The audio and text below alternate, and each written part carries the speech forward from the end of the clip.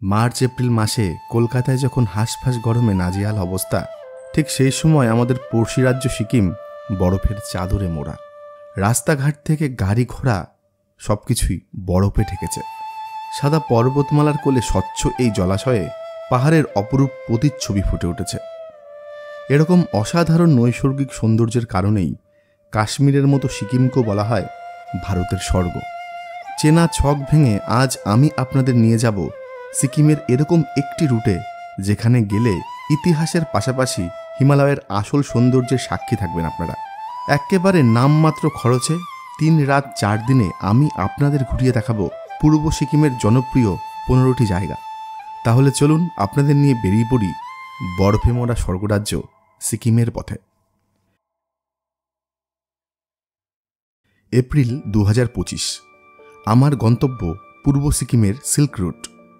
আপনারা গ্রুপে যদি মিনিমাম 8 জন থাকেন, তাহলে অফ সিজনে 4,999 টাকায় এনজেপি টু এনজেপি 3 রাত 4 দিনে থাকা খাওয়া নিয়ে পুরো সিল্ক রুট ঘুরে নিতে পারবেন। আর যখন পিক সিজন থাকে, তখন প্রচুর ভ্রমণার্থী সিকিম যাওয়ার জন্য ব্যস্ত হয়ে পড়েন। সেই সময় প্যাকেজ রেট অনেকটাই বেড়ে যায়। আমি সিল্ক রুট যাবার জন্য যোগাযোগ করেছিলাম ভ্রমণ সাথী ট্রাভেলের সাথে। আমার মনে হয়েছিল অনেক রিজনেবল প্রাইসে এনারা সার্ভিস দেয়, তাই যোগাযোগ করেছিলাম। ভ্রমণ সাথী ট্যুর ট্রাভেলসের ম্যানেজার জয়ন্ত মণ্ডল, ফোন নাম্বার ডেসক্রিপশন এবং স্ক্রিনে দেওয়া রইল, প্রয়োজন পড়লে যোগাযোগ করে নিতে পারেন। এই মার্চ এপ্রিল মাসে কলকাতায় যখন হাঁসফাঁস গরম, তখন আমাদের পড়শি রাজ্য সিকিমে চারিদিকে শুধু বরফ আর বরফ। একটা খুব সুন্দর জায়গায় এসে দাঁড়িয়েছি, দারুণ লোকেশন, চারিদিকে বরফে মোড়া ভ্যালি। এত সুন্দর ট্যুর অ্যারেঞ্জ করে দেওয়ার জন্য অসংখ্য ধন্যবাদ জানাই ভ্রমণ সাথী ট্যুর ট্রাভেলসের ওনার জয়ন্ত মণ্ডল, জয়ন্তদাকে। আমি প্রথম দিন রাত্রিবাস করব পেডংয়ে। পেডংকে বলা হয় সিল্ক রুটের প্রবেশপথ। বেশিরভাগ পর্যটকই পেডং থেকে এই রেশম পথের যাত্রা শুরু করে। পাহাড়ের কোলে ছোট্ট পাহাড়ি গ্রাম। আমার আজকের রাতের আস্তানা পেডংয়ের অসামিকা হোমস্টে। শুধু পেডং ভ্রমণ করতে চাইলে হোমস্টের এই নাম্বারে ফোন করেও পেডং ভ্রমণে আসতে পারেন। সুস্বাদু পর্যাপ্ত রকমারি খাবার দাবার এবং অসম্ভব সুন্দর আতিথেয়তা পেয়েছি আমরা। এবারে পেডংকে বিদায় জানিয়ে বরফের রাজ্য সিকিমে প্রবেশ করব আমরা।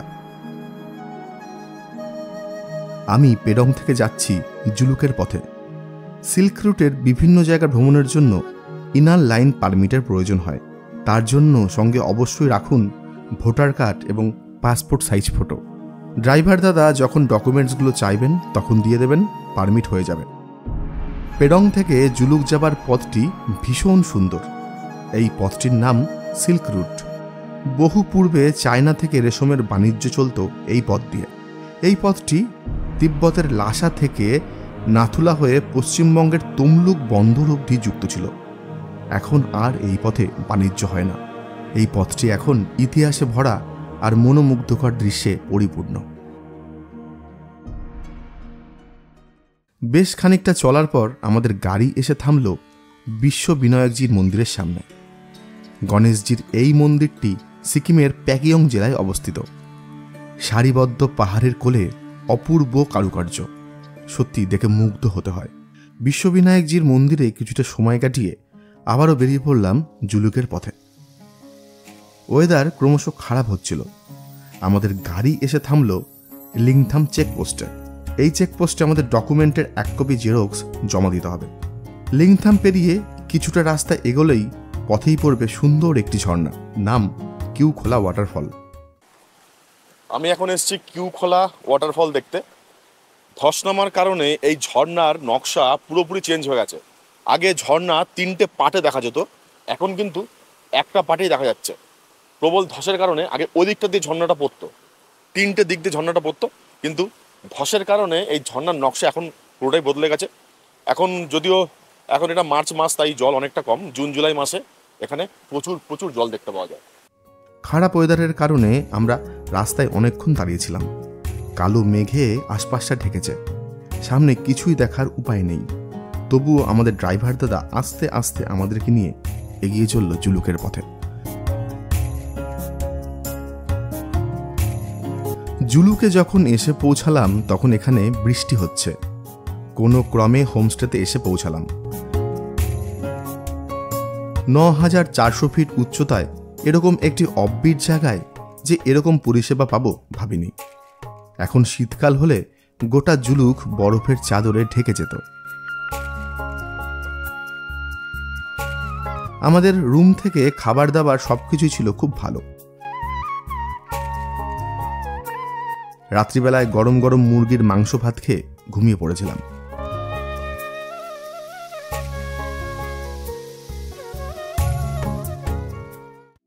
পরদিন সকালবেলা ঘুম থেকে উঠে দেখি ওয়েদার এখনো পরিষ্কার হয়নি। এখন আমি আছি জুলুকে। কাল রাত্রিবেলা আমি জুলুকে এসেছি। এখনও অবধি এক্সট্রিমলি ব্যাড ওয়েদার। আমার চারিপাশটা মেঘে মেঘাচ্ছন্ন। দেখুন, এক্সট্রিমলি ব্যাড ওয়েদার। প্রচুর পরিমাণে মেঘ চলে এসছে আমাদের আশেপাশে। এখন এটাই ভাবছি যে আমরা এখন এই পথেই যাব। এত পরিমাণ মেঘ আমাদের চারপাশটা আশেপাশটা ঘিরে ধরেছে যে সামনে কি আসছে, সামনে কি যাচ্ছে কিছু দেখতে পাচ্ছে না। Extremely bad weather. দেখুন, চারিপাশটা মেঘাচ্ছন্ন। আর এইটাই হচ্ছে আমাদের হোমস্টে। আমরা এই রুমটাতেই ছিলাম। অপূর্ব পরিবেশ। যদি মেঘ না থাকতো তাহলে জুলুক গ্রামের অপূর্ব নয়নাভিরাম দৃশ্য আপনাদের দেখাতে পারতাম। যেহেতু এখন এত পরিমাণ মেঘ এসছে, তাই আপনাদের ক্যামেরাতে কিছু দেখাতে পারছি না। আমরা একটু পরে এদিকেই যাব, নাথুলার দিকে যাব। নাথুলা যাব, ছাঙ্গু লেক যাব, নাথাং ভ্যালি যাব। জানি না যেতে পারবো কিনা, কারণ কালকে অবধিও রাস্তা বন্ধ ছিল এবং প্রচুর পরিমাণে স্নোফল হচ্ছিল। জুলুক থেকে আমরা আরও কয়েক হাজার ফিট ওপরের দিকে উঠব। যদি বরফের কারণে রাস্তা বন্ধ হয়ে যায় তাহলে আমাদের হয়তো এই জুলুক থেকেই ফিরে যেতে হতে পারে।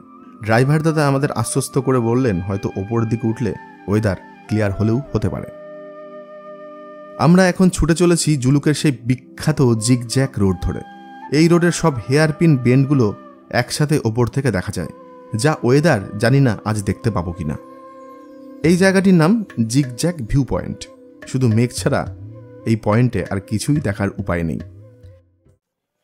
ঠিক আমার এই পেছনটা দিয়ে জিগজ্যাগ রোডের খুব সুন্দর ভিউ দেখতে পাওয়া যায়। মানে জুলুকে, ইন্টারনেটে জুলুক সার্চ করলে যেই ছবিটা আপনারা সবার প্রথমে দেখতে পাবেন, সেই সুন্দর নয়নাভিরাম দৃশ্য এইখান থেকে দেখা যায়, এই জিগজ্যাগ ভিউ পয়েন্ট থেকে। কিন্তু এখন এই ভিউ পয়েন্ট থেকে কিছুই দেখা যাচ্ছে না, কারণ এতই ঘন কুয়াশা চারিদিক ছেয়ে রয়েছে, কোনো কিছুই দেখার উপায় নেই। তাই আপনাদের দেখাতে পারলাম না। ওয়েদার ক্লিয়ার থাকলে খুব সুন্দর একটা দারুণ ভিউ দেখতে পাওয়া যায় এখান থেকে। আর একটু ওপরের দিকে উঠলে পথে পড়বে থাম্বি ভিউ পয়েন্ট। ওই থাম্বি ভিউ পয়েন্ট থেকেও এই জিগজ্যাগ রোডের একটি অসাম ভিউ দেখতে পাওয়া যায়। এখন আমি দাঁড়িয়ে আছি থাম্বি ভিউ পয়েন্টে। এই থাম্বি ভিউ পয়েন্ট থেকে পরিষ্কার জিগজ্যাগ রোড দেখা যায়। এতক্ষণ ঘন কুয়াশা ছিল, মেঘ ছিল, কিন্তু এখন অনেকক্ষণ আমরা দাঁড়িয়েছিলাম, ওয়েট করছিলাম সূর্যের জন্য। অবশেষে সূর্যের আলো উঠেছে। তবুও দেখুন, নিচের ওয়েদারটা এখনো ক্লিয়ার হয়নি, এখনো প্রচুর পরিমাণে মেঘ রয়েছে। এই কারণেই আপনারা এই রোডের ভিউটা দেখতে পাচ্ছেন না।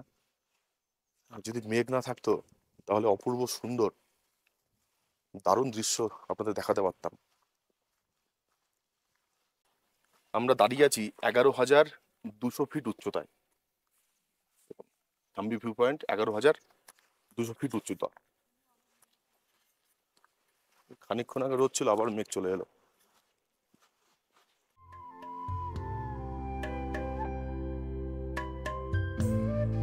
এখন গাছপালা অদৃশ্য হয়ে এখানকার পাহাড়গুলো ন্যাড়া। আমরা চলেছি নাথাং ভ্যালির উদ্দেশ্যে। 13,500 ফিট উচ্চতায় রুক্ষ পরিবেশে ছবির থেকেও সুন্দর একটি গ্রাম আমাদের জন্য অপেক্ষা করে আছে।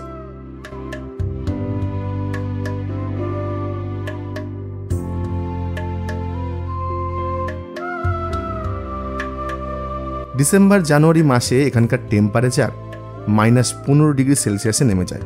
কি অপরূপ দৃশ্য আপনারা একবার নিজের চোখেই দেখুন। এখন আমি এসে পৌঁছালাম নাথাং ভ্যালিতে। আমার পেছনে যে গ্রামটা দেখছেন, এটাই হচ্ছে নাথাং ভ্যালি। এইখানে প্রচুর পরিমাণে বরফ দেখতে পাওয়া যায়। তো এখনও বরফ আমরা দেখতে পাচ্ছি। এই দেখুন, প্রথম বরফের দেখা পেয়েছি নাথাং ভ্যালিতে এসে। এই দেখুন, বাপরা, একদম জমে আইস হয়ে গেছে। ওরে বাবা, এই দেখুন, বুঝুন, একদম প্রচুর পরিমাণে বরফ দেখতে পাওয়া যায় এই নাথাং ভ্যালিতে এলে। এখন ভ্যালিটা অনেকটাই দেখা যাচ্ছে, অপূর্ব সুন্দর জায়গা। মনটা আনন্দে ভরে উঠেছে। একটু আগে মনটা খারাপ ছিল, কারণ চারিদিকটা কুয়াশা ছিল। এখন আস্তে আস্তে রোদ উঠছে এবং সুন্দর মাউন্টেন, সুন্দর পরিবেশ, সুন্দর পাহাড়ি পরিবেশ আমরা দেখতে পাচ্ছি। চারিদিকে ছড়িয়ে ছিটিয়ে যত্র পড়ে আছে বরফ।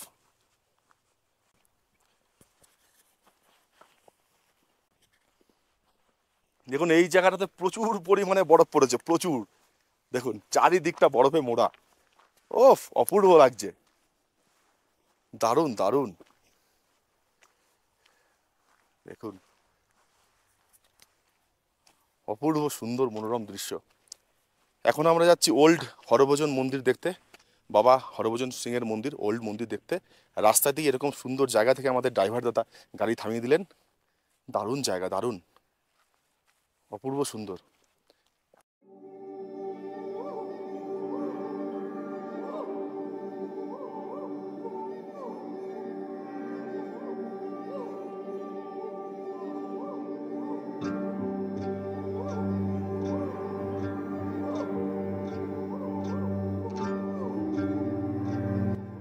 নাথাং থেকে এবারে আমরা চলেছি ওল্ড বাবা মন্দির দেখতে।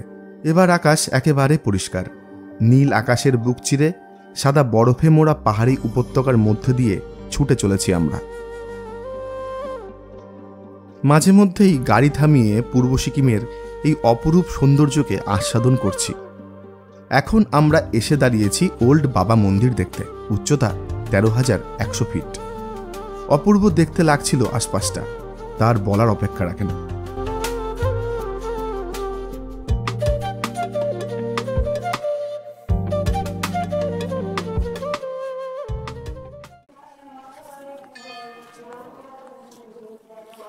এখন আমি এসেছি ওল্ড বাবা হরভজন মন্দির দর্শন করতে।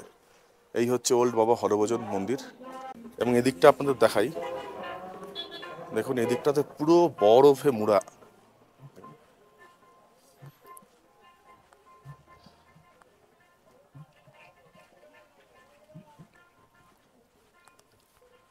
দেখুন এদিকের ভিউটা একবার দেখুন, জাস্ট একবার দেখুন, অসাধারণ লাগছে, অপূর্ব লাগছে, অসাধারণ।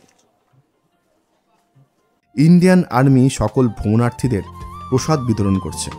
আমরাও পাওভাজি আর পায়েসের স্বাদ আস্বাদন করেছিলাম। ওল্ড বাবা মন্দির দর্শন সেরে এবারে আমরা কাঞ্চনজঙ্ঘাকে সঙ্গী করে ছুটে চলেছি কুপুপ ভিলেজের দিকে। রাস্তার দুধারে যত্রতত্র ছড়িয়ে ছিটিয়ে পড়ে আছে বরফের রাশি। নেড়া পাহাড়ের যে এরকম নৈসর্গিক সৌন্দর্য হতে পারে, এখানে না এলে উপলব্ধি করতে পারবেন না। এখন আমরা এসে পৌঁছেছি কুপুপ ভিলেজ। এই কুপুপ ভিলেজ থেকে এদিকে আসুন, আপনাদের দেখাচ্ছি। এই কুপুপ ভিলেজ থেকে এলিফ্যান্ট লেক দেখতে পাওয়া যাচ্ছে। দেখুন, আর এখন আমরা আছি 13,400 ফিট উচ্চতায়। 13,400 ফিট উচ্চতা। ওই দেখুন লেখা রয়েছে অল্টিটিউড 13,400 ফুট। অপূর্ব সুন্দর জায়গা। আশা করেছিলাম আরও প্রচুর পরিমাণে বরফ দেখতে পাবো, সেটা হয়নি। তবুও যতটা পেয়েছি তাতেই সন্তুষ্ট থাকতে হবে, কিছু করার নেই। কিন্তু এখন ওয়েদার ক্লিয়ার আছে এবং খুব মনোরম সুন্দর পরিবেশ এখান থেকে দেখতে পাওয়া যাচ্ছে। আপনারা জাস্ট একবার দেখুন, নিজেরাই দেখুন। আর আমার পেছনে দূরে যে গ্রামটি দেখতে পাচ্ছেন, ওইটাই হচ্ছে কুপুপ ভিলেজ, কুপুপ গ্রাম। মন ছুঁয়ে যাওয়া দৃশ্য, পাগল করা দৃশ্য। আপনারা সপরিবারে অবশ্যই একবার সিলেট ট্যুর থেকে বেরিয়ে যান, আপনাদের দারুণ লাগবে। কুপুপেই আছে বিশ্বের সবচাইতে উচ্চতম গল্ফ কোর্স ময়দান। ভারতীয় হিসাবে এটা আমাদের কাছে গর্ব।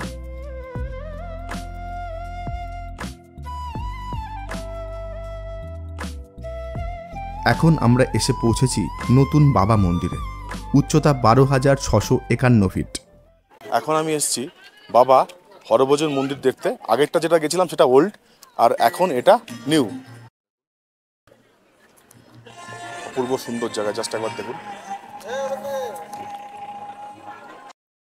অতিরিক্ত উচ্চতার কারণে যারা পুরাতন বাবা মন্দিরে যেতে পারে না, তাদের জন্য এই নতুন বাবা মন্দির। ইন্ডিয়ান আর্মি বাবা হরভজন সিংয়ের অনারে ভারতীয় স্থলসেনা এই মন্দিরটির নির্মাণ করিয়েছে। বাবা হরভজন সিংয়ের অদম্য সাহস এবং তার বীরত্বের কাহিনী সকলেরই প্রায় জানা।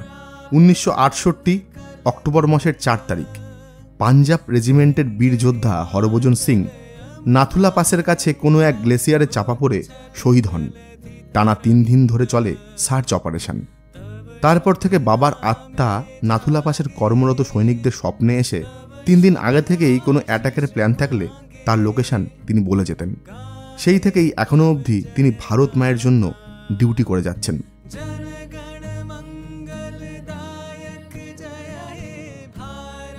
বাবা মন্দিরের পাশে ওপরের পাহাড়ে রয়েছে একটি ঝর্ণা এবং একটি শিব মূর্তি। অপূর্ব দারুণ পরিবেশ। এখন আমরা ছুটে চলেছি জিলেপলা পাসের মধ্যে দিয়ে, যাচ্ছি নাথুলা পাসের উদ্দেশ্যে। জিলেপলা পাস নাথুলা পাসের মতো একটি হাই অল্টিটিউড মোটোরেবল রোড। শীতকালে বেশিরভাগ সময় অতিরিক্ত বরফের কারণে এই পাস বন্ধ রাখা হয়। আমাদের সৌভাগ্য যে 2 দিন আগেও এই পাস বন্ধ ছিল, আজ খুলে গেছে, তাই আমরা এগোতে পারছি।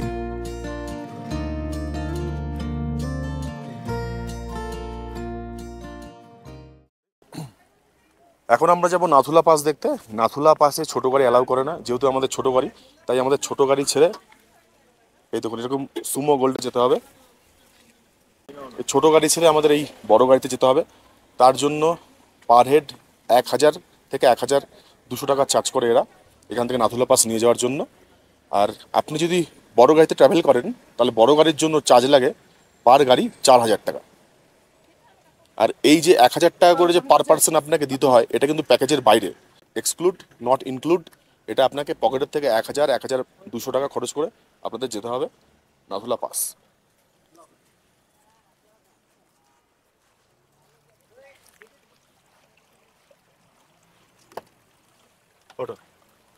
নাথুলা পাসে যদি দুপুর 12টার আগে না আসতে পারেন তাহলে এই পাস বন্ধ হয়ে যেতে পারে।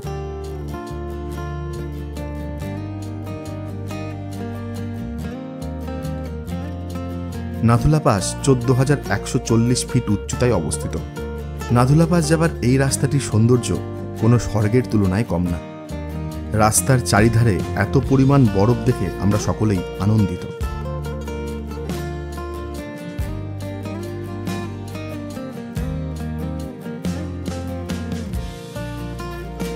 নাথুলা পাসে পৌঁছানোর পর মন্ত্রমুগ্ধের মতো আশপাশটা দেখতে লাগলাম। এরকম চরম শীতল রুক্ষ পরিবেশকে উপেক্ষা করে শয়ে শয়ে ভ্রমণার্থী এখানে এসে উপস্থিত হয়েছে। অপরূপ তোমার প্রকৃতি, অপরূপ তোমার সৃষ্টি। নাথুলা পাসে রয়েছে ভারত আর চায়নার বর্ডার। অতিরিক্ত মেঘের জন্য নাথুলা পাস থেকে চায়না পোস্ট দেখা যাচ্ছে না।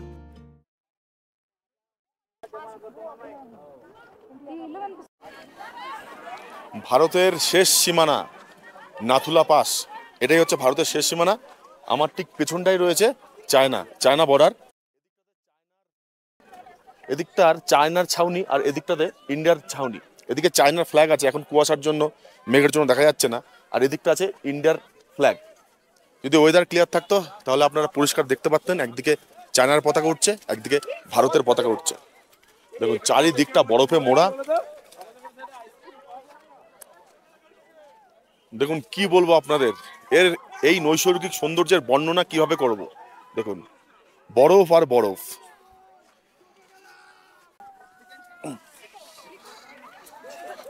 দেখুন মনে হচ্ছে পুরো আইসক্রিম ধরে আছে হাতে, আইসক্রিমের মতো। মুহূর্তের মধ্যে চারিপাশটা মেঘে ঢেকে গেল। এখানে ইন্ডিয়ান আর্মি বেশিক্ষণ দাঁড়াতে দিচ্ছে না, বারে বারে আমাদের ওয়ার্নিং করছে ওদিকটা যেতে না। আমরা বরফের জন্য আক্ষেপ করছিলাম, এত পরিমাণ বরফ পেয়েছি, সমস্ত আক্ষেপ দূর হয়ে গেছে।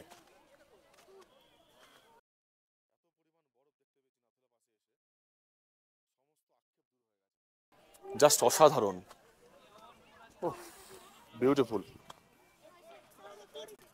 স্টপ।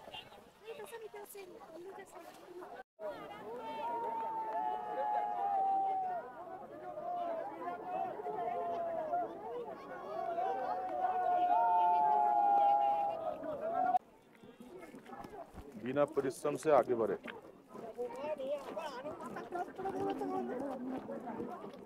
बिना परिश्रम से आगे बढ़े। बाप रे बाप, तो অনেক কিছু।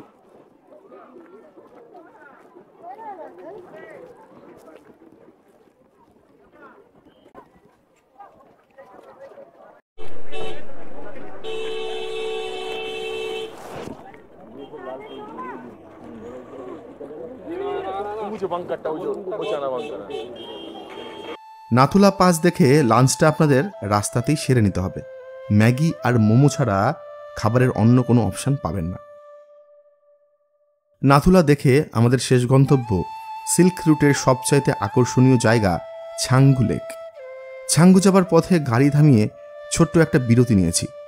এখানে এত পরিমাণ বরফ পড়েছে যে পাহাড় পর্বত সব বরফে মিলেমিশে একাকার। ছাঙ্গু যাবার রাস্তাটিও অপরূপ সুন্দর। এখানকার সিনিক বিউটি বর্ণনা করার মতো ক্ষমতা এখন আমার আর নেই। প্রচণ্ড ঠান্ডাকে উপেক্ষা করেও জানালার কাঁচ নামিয়ে বরফে মোড়া পর্বতগুলোকে দেখছি। পয়লা বৈশাখ অক্ষয় তৃতীয়ায় ক্যালেন্ডার পেলে এরকম ছবি আমরা দেখে থাকি।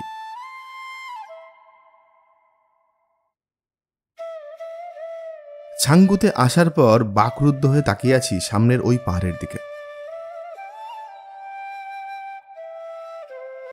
আমি চলে এসেছি ইস্ট সিকিমের সব থেকে সুন্দর জায়গা ছাঙ্গু লেক দেখতে। দেখুন এখন আমি এই মুহূর্তে দাঁড়িয়ে আছি ছাঙ্গু লেকে। আমার পেছনের ব্যাকগ্রাউন্ডটা জাস্ট একবার আপনারা দেখুন, কোনো কথা হবে না, জাস্ট ওয়াও, অসাধারণ লাগছে, দুর্দান্ত ভিউ। একেবারে জলটা দেখুন, একেবারে ক্রিস্টাল ক্লিয়ার, ওফ অপূর্ব দৃশ্য। চারিপাশটা বরফে মোড়া পর্বতশৃঙ্গ, তার মাঝে কাচের মতো স্বচ্ছ পরিষ্কার একটি জলাশয়।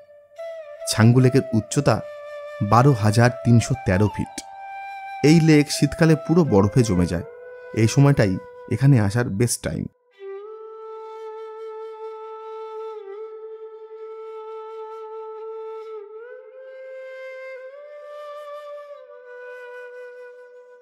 আপনারা চাইলে চমড়িগায়ের পিঠে চেপে পুরো ছাঙ্গু লেকটা একবার ঘুরে নিতে পারেন, একটা অন্যরকম অনুভূতি পাবেন।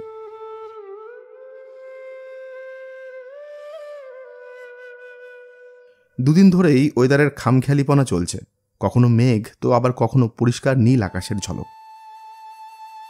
এই সিল্ক রুটের প্রত্যেকটি জায়গায় অপরূপ সৌন্দর্যে মোড়া, তবে আমার মতে ছাঙ্গু সবচাইতে বেস্ট।